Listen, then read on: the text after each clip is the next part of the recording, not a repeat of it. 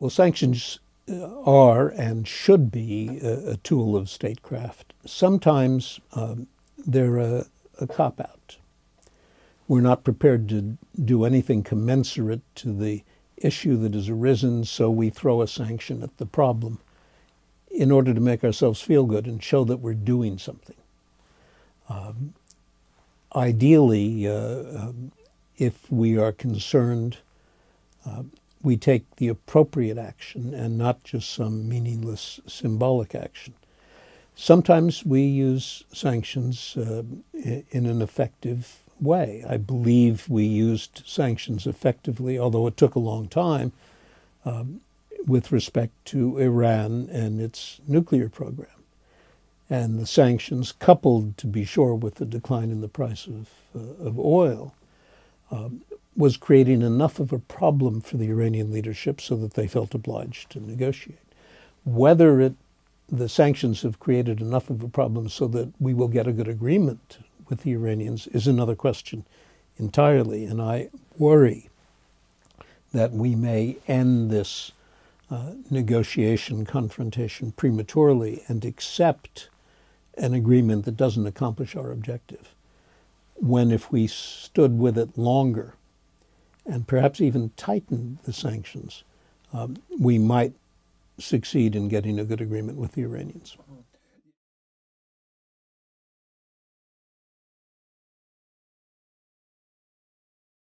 Well, I hope you won't consider this too self-serving because I was directly involved in it, but in the early 1970s, the senator for whom I then worked, Henry Scoop Jackson, proposed legislation that denied some trade benefits to the Soviet Union unless and until they allowed free immigration. Now, the Soviets weren't about to allow free immigration, and we knew that. But we thought that faced with the loss of those trade benefits, they might be willing to ease up on the refusal to people who wanted to emigrate. They were imprisoning their own people. And a long negotiation followed the introduction of that legislation. And eventually, the Soviets did allow thousands, then tens of thousands, and eventually some millions of people to leave the Soviet Union. That was a case where a sanction denying the trade benefits was applied successfully and eventually lifted when it was no longer necessary. And I think it's a success story.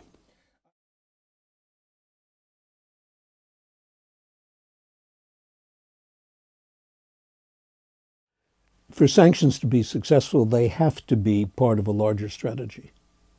Just punishing a government without a larger strategy generally punishes the citizens of that country and not the leadership who you may be trying to influence.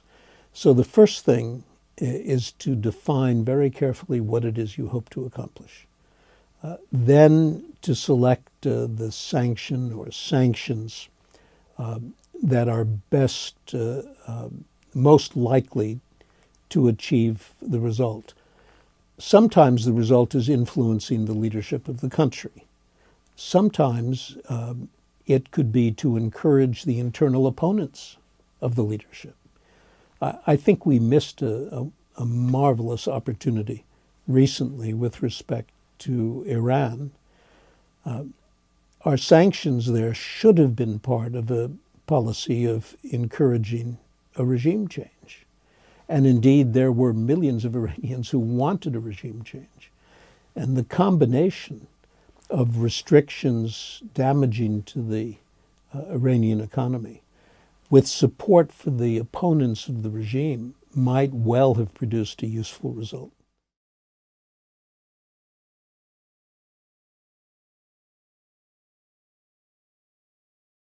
I don't see how we could have ignored Russia invading Ukraine, which is what they did. So sanctions of some sort were inevitable. We weren't going to go to war against Russia. Sanctions were inevitable.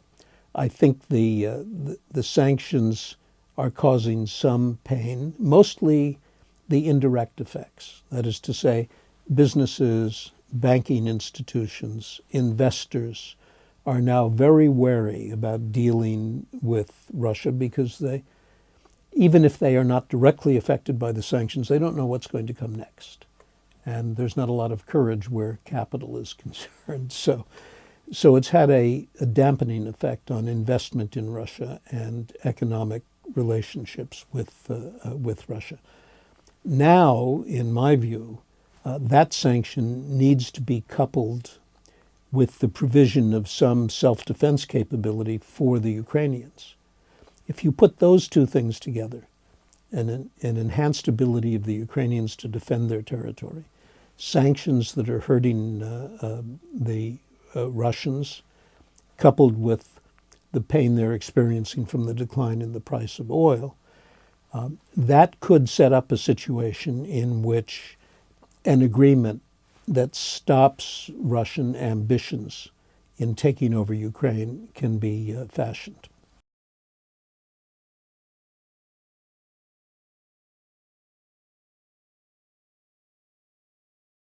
Well, there is a well-developed, well-entrenched, widely believed cliche, which is that force should always be the last resort.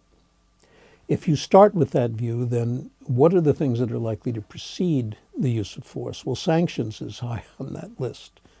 So you're faced with a problem. An uprising in Syria against the Assad regime.